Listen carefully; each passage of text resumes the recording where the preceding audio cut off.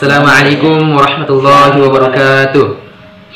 Perkenalkan, nama saya Hasan Khazazi dari kelas 11 IPA 1. Kali ini saya akan menjelaskan materi SKI saya tentang kebijakan-kebijakan para khalifah pada masa Daulah Dinasti Bani Abbasiyah.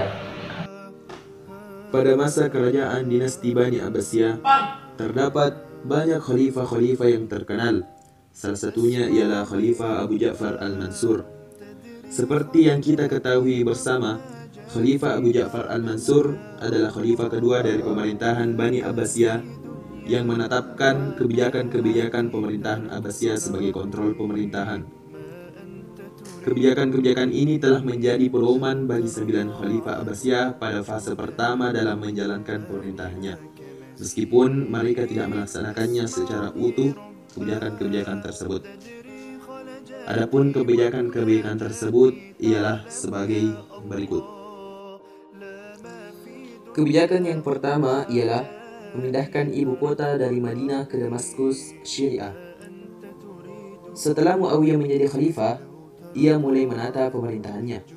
Kebijakan ini dilakukan untuk mengantisipasi tindakan-tindakan yang timbul dari reaksi pembentukan kekuasaannya, khususnya dari kelompok yang tidak menyukainya. Langkah awal yang diambilnya adalah memindahkan pusat pemerintahan dari Madinah ke Damaskus. Hal ini dapat dimaklumi karena dianalisa setidaknya ada 2 faktor yang menyebabkan Muawiyah mengambil langkah ini, yaitu karena di Madinah sebagai pusat pemerintahan Khulafaur Rasyidin sebelumnya masih terdapat sisa-sisa kelompok yang antipati terhadapnya. Ini akan mengganggu stabilitas kekuatannya. Selain itu, di Madinah dia kurang memiliki pengikut yang kuat dan fanatik, sedang di Damaskus pengaruhnya telah menciptakan nilai simpatik masyarakat. Adapun basis kekuatannya juga cukup kuat. Yang kedua ialah merubah sistem pemerintahan menjadi monarki absurd. Pada masa-masa awal Muawiyah menjadi penguasa kekuasaan, masih berjalan secara demokratis. Tetapi setelah berjalan dengan beberapa waktu, Muawiyah mengubah model pemerintahannya dengan model pemerintahan monarki hereditis, yaitu pemerintahan dengan cara kerajaan turun-temurun. Muawiyah bin Abu Sufyan dipengaruhi oleh sistem monarki yang ada di Persia dan Bizantium.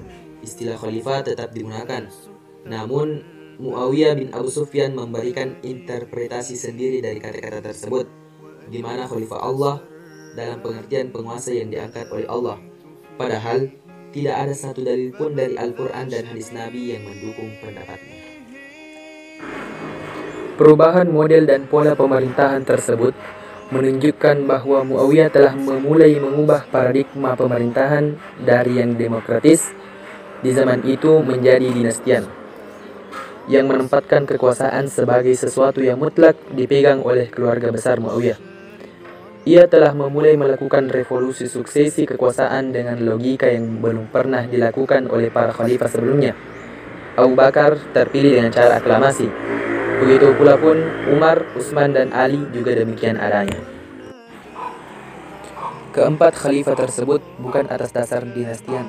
Sejak Abu Bakar sampai Ali, suksesi kepemimpinan dilaksanakan dengan cara musyawarah untuk menentukan posisi puncak sebagai khalifah. Pada masa Khulafaur Rasyidin, tradisi musyawarah benar-benar dilaksanakan dengan baik, sesuai dengan apa yang disebutkan dalam Al-Quran.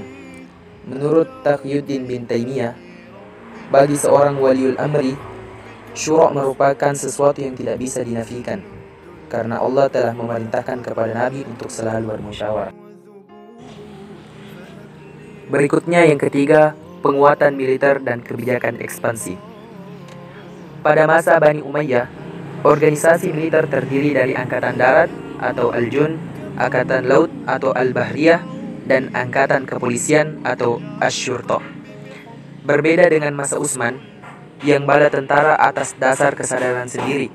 Pada masa ini ada tekanan penguasa.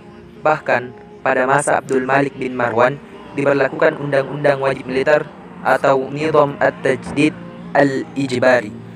Pada waktu itu, aktivitas bala tentara diperlengkapi dengan kuda, baju besi, pedang, dan panah. Penguatan militer yang dilakukan oleh para khalifah Bani Umayyah itu tidak lain dikarenakan kebijakan ekspansionis, yaitu kebijakan perluasan wilayah kerajaan. Pada masa Muawiyah bin Abu Sufyan, Perluasan wilayah yang terhenti pada masa Khalifah Uthman bin Affan dan Ali bin Abi Thalib dilanjutkan kembali, dimulai dengan menaklukkan Tunisia, kemudian ekspansi ke sebelah timur dengan menguasai daerah Khorasan sampai ke Sungai Oxus dan Afghanistan sampai ke Kabul. Sedangkan angkatan lautnya telah mulai melakukan serangan-serangan ke ibu kota Byzantium, Konstantinopel. Sedangkan ekspansi ke timur ini kemudian terus dilanjutkan kembali pada masa Khalifah Abdul Malik bin Marwan. Abdul Malik bin Marwan mengirim tentara menyeberangi Sungai Oxus dan berhasil menundukkan Balkanabat, Bukhara, Khawarizmi, Fergana, dan Samarkand. Ternyata bahkan sampai ke Bukhara, Khawarizmi, Fergana, dan Samarkand. Tentaranya bahkan sampai ke India dan menguasai Balochistan, Sind, dan daerah Punjab sampai ke Maltam.